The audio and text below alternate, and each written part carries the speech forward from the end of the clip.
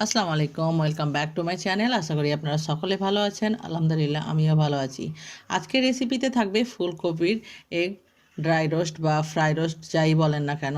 তবে এই রেসিপিটা সম্বন্ধে আমি কি বলবো, আমি প্রথমবার তৈরি করেছি, কিছু নতুন কিন্তু আপনাদের সঙ্গে শেয়ার না করে থাকতে পারলাম না।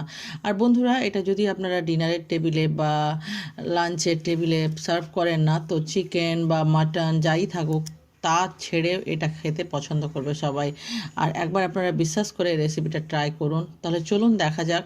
এখানে আমি নিয়েছি একটা বড় সাইজের ফুলকপি এবং ফুলকপিগুলোকে আমি এভাবে এক একটা ফুলকে ছাড়িয়ে নিয়েছি।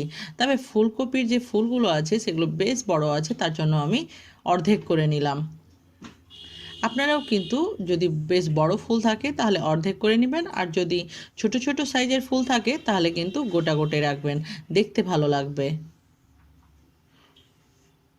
আর বন্ধুরা, এই নাস্তাটা বা এই রেসিপিটা যদি আপনারা আপনাদের আপনজনকে খাওয়ান না, তাহলে কিন্তু তারিফ না করে থাকতে পারবে না।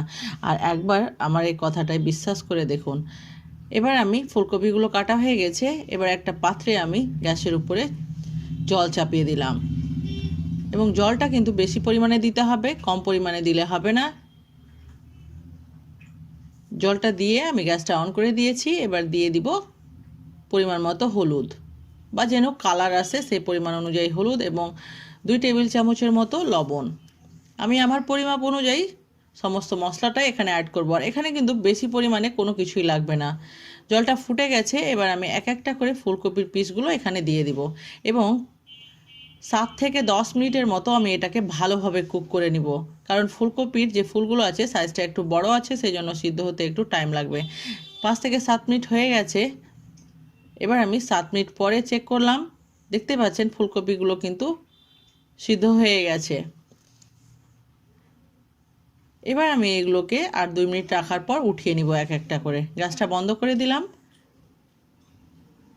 এই পর্যায়ে কিন্তু খুব সাবধানে আমি এক একটা ফুলকে এভাবে উঠিয়ে নিব। আর বন্ধুরা, এই ফুলকপিটা কিন্তু ব্যবহার করার আগে যদি আপনাদের মানে বাজার থেকে টাটকা নিয়ে আসেন তাহলে রাখতে হবে না, আর যদি না নিয়ে আসেন তাহলে একদিন আগে রাত্রে কিন্তু খোলা ছাদে রেখে দিবেন, তাইলে কিন্তু ফুলকপিটার টেস্ট বেশি ভালো হবে। বা ফ্রিজে রাখার কোনো প্রয়োজন নেই।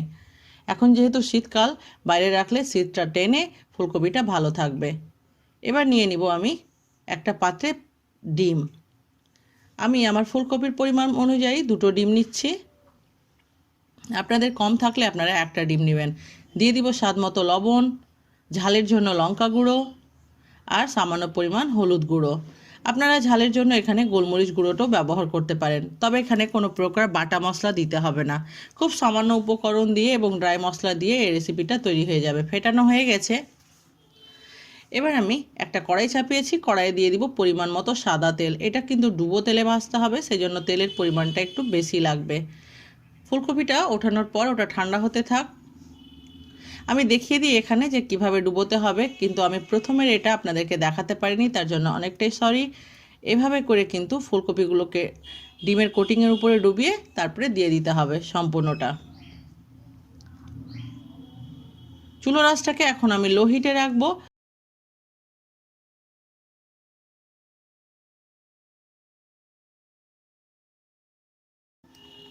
1.5 থেকে 2 মিনিট এভাবে, মানে 3 মিনিটের মতো এপিট ওপিট ভালোভাবে ভেজে নিব। তারপরে গ্যাসটার আঁচটা বাড়িয়ে দিয়ে আমি এটাকে ভালোভাবে গোল্ডেন ব্রাউন করে নিব। আর বন্ধুরা, এই রেসিপিটা কিন্তু একবার যদি আপনারা আপনার প্রিয়জনকে খাওয়ান বা আপনজনকে খাওয়ান, তাহলে কিন্তু তারিফ না করে থাকতে পারবে না। এবং এটা কিন্তু খেতে খুবই সুস্বাদু, বাচ্চা থেকে বয়সের সবাই এটা পছন্দ করবে। দেখতে পাচ্ছেন, এবার আমি চুলো আঁচটাকে বাড়িয়ে দিয়েছি এবং বাড়িয়ে এটাকে ভালোভাবে গোল্ডেন ব্রাউন করে নিব।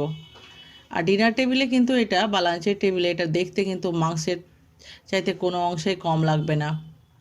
আমার রেসিপি অলমোস্ট হয়ে গেছে, বা ফুলকপিগুলো আমার ভাজা হয়ে গেছে। আপনাদেরকে কেমন লাগলো আমার এই রেসিপি অবশ্যই আমাকে কমেন্টে জানাবেন।